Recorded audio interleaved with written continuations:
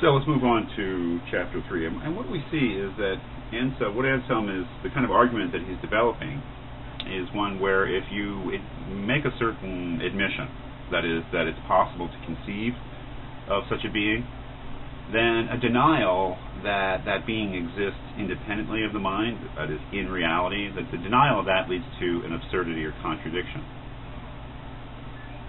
Chapter 3, God cannot be conceived not to exist. God is that than which nothing greater can be conceived.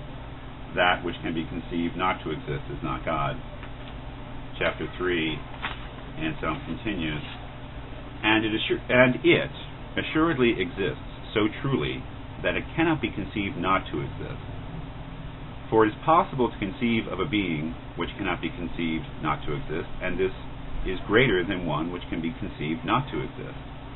Now you'll remember, what he's arguing here is that God's existence is necessary. That is, and this is something that Aristotle relied on too. You and I exist, but our existence is not necessary. That is, it's more or less accidental. And the way that we know that is that we know that if we had never existed, the world would be different, but it wouldn't be fundamentally different. It wouldn't be unthinkable. A world without you and me, any particular person we know, is a thinkable, imaginable world. To say that a being is a necessary being is to say in some way or another that its existence, its non-existence, is impossible to conceive. That somehow or another to conceive of a world in which it doesn't exist leads to certain contradictions, whereas to conceive of a world in which you and I don't exist does not lead to any contradiction. For it is possible to conceive of a being which cannot be conceived not to exist, and this is greater than one which can be conceived not to exist. Hence, if that, than which nothing greater can be conceived not to exist, it is not that than which nothing greater can be conceived. So we have this idea of a being nothing greater than which can be conceived. If that being can be conceived not to exist, then it's not a being greater than which no other being can be conceived. So he says, but this is an irreconcilable contradiction. There is then so truly a being than which nothing greater can be conceived to exist, that it cannot even be conceived not to exist, and this being you are, O Lord, our God. So, there it is, basically in its essence, the so-called ontological argument.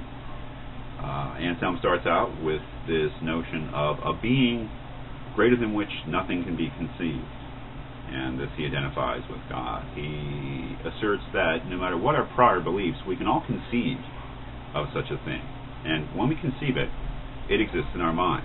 And then the question is whether it exists in reality as well as existing in our mind. Anselm believes that if we say that the being greater than which no other can be conceived exists only in our minds, then we are led to certain logical contradictions, because, as it will turn out, if it exists only in our minds and not in reality as well, it wasn't a being greater than which nothing can be conceived. So we are led to say it both is a being greater than which nothing can be conceived, and it is not a being greater than which nothing can be conceived. To avoid that logical absurdity, we are driven to accept that such a being exists in reality as well, and this we take to be God, this being greater than which nothing can be conceived. So that's the best I can do in terms of an explanation of Anselm's argument. It's tricky. You have to look very closely at that wording of the being greater than which, etc., and work it through in your mind, and think about it, and familiarize yourself with it. Because at first it sounds like gobbledygook or just playing with words, but it's actually not. So you have to sort of repeat the formulation to yourself, think about it, see how at least it makes sense to Anselm, have some generosity for the argument, and then begin to think whether or not this actually does prove the existence of the kind of being that we associate with God.